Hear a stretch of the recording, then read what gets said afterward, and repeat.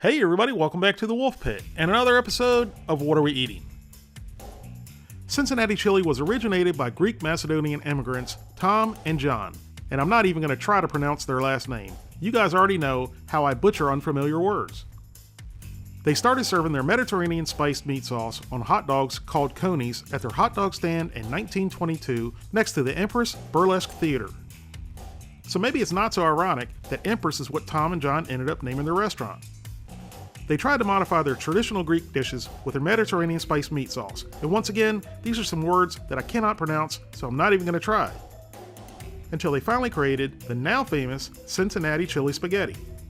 The Empress Chili Parlor chain was the largest in Cincinnati from 1922 to 1949, until another Greek immigrant named Nicholas Lambrinides, who created probably the most commonly known today Skyline chili restaurants. Then, in 1965, four Jordan immigrant brothers bought a restaurant called Hamburger Heaven from a former Empress Chili Parlor employee. When the brothers realized the Cincinnati chili was outselling the burgers on their menu, they changed the name of the restaurant to Gold Star Chili. Today, there are 152 Skyline restaurants, 83 Gold Star restaurants, and only 2 Empress restaurants left. One on Alexandria Pike in Ohio, and one in Alexandria, Kentucky. Besides Skyline and Gold Star, there are a lot of other Cincinnati chili parlors in the Cincinnati region. So today, I'm going to try both Skyline and Gold Star chili from the can and see which one I like the best. A big thank you to Buzz Price and Jason Hurley, who both sent me 2 cans each. So let's do what we do and go over the information before we open them up. Let's go over the Skyline chili first, and for the ingredients, they're very basic. Beef, water, tomato paste, cornstarch, spices, salt, onion, garlic, paprika, and natural flavors. It doesn't get much simpler than that. Now for the nutrition facts. There's 2 servings per can. Per serving, there's 290 calories, 17 grams of total fat, 7 grams of saturated fat, 1 gram of trans fat, 85 milligrams of cholesterol, 1,190 milligrams of sodium, 8 grams of total carbohydrates, 1 gram of dietary fiber, 3 grams of sugars, and 26 grams of protein. Now, let's go over the Gold Star. For the ingredients, there's beef, water, tomato paste, granulated onion, salt, cracker meal, which contains wheat flour and salt, chili powder, which has spices, chili pepper, salt, and garlic powder, more spices, paprika, granulated garlic, and monosodium glutamate, also known as MSG. Now for the nutrition facts, and for some reason, they break the serving size down to 3.75 servings. This can is exactly the same size as the Skyline chili. So I'm not really sure why Skyline would do 2 servings and then Gold Star would do 3.75 servings.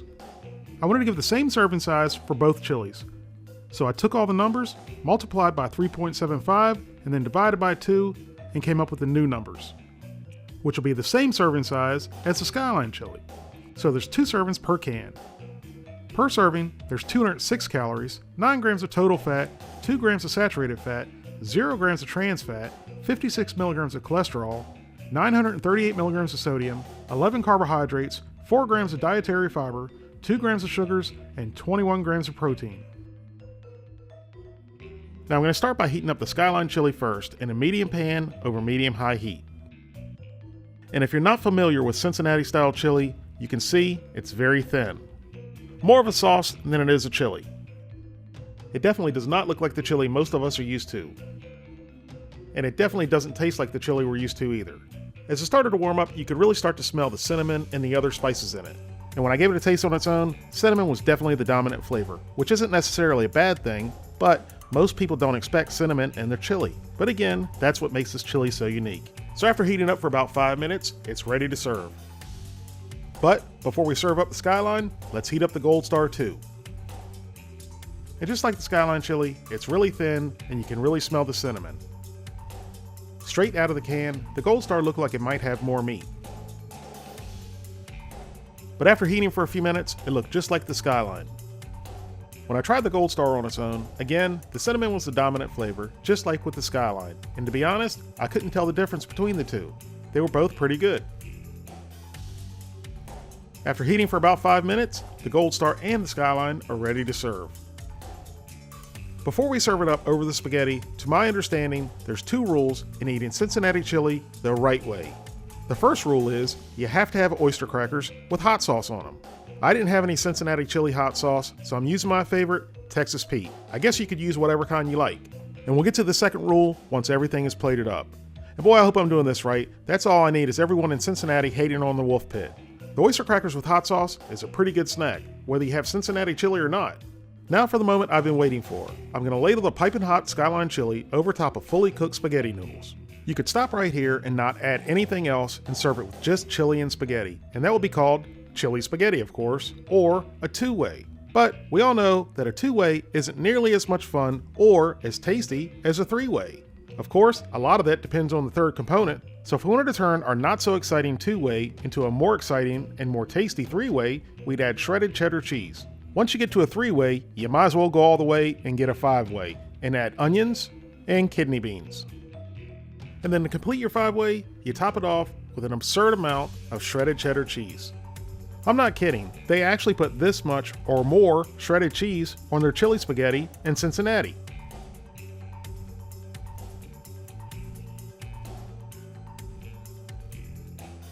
Now for the Gold Star 5-way. Do it exactly the same way. The chili, the onions,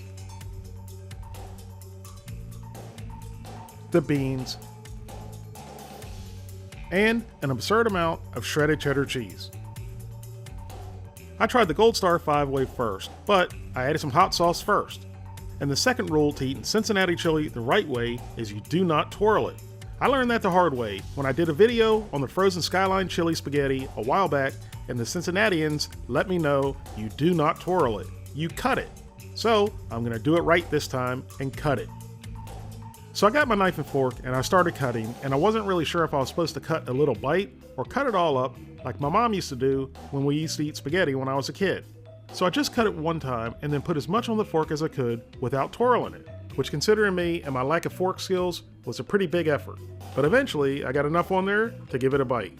And while everything was delicious and it came together nicely, I'm not really a big fan of all that cheese. It was overwhelming and took away from the chili flavor. But it wasn't so overwhelming that I didn't want to go in and eat more. So I got my knife and fork and cut away. And once again, my fork skills lacked. Overall, I really love the flavors in the Gold Star chili.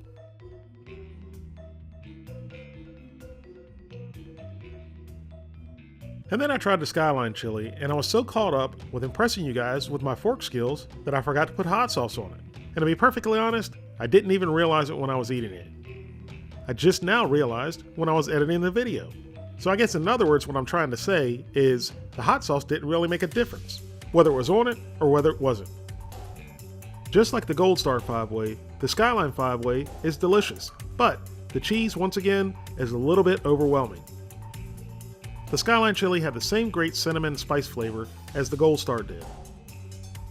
On their own and in the 5-way, the Gold Star canned chili and the Skyline canned chili were equally delicious. Both had almost identical flavors and textures, and to me, it would be impossible for me to tell you which one was better, or even, if I was blindfolded, to tell you which one was which. I would not have a problem buying or eating either one of them. Other than that, I'm a big fan of Cincinnati chili now. As a matter of fact, I might even make a big pot of it, so stay tuned. Thank you all very much for watching. I hope you give both of these a try. Please don't forget to like this video and subscribe, and I'll see you soon.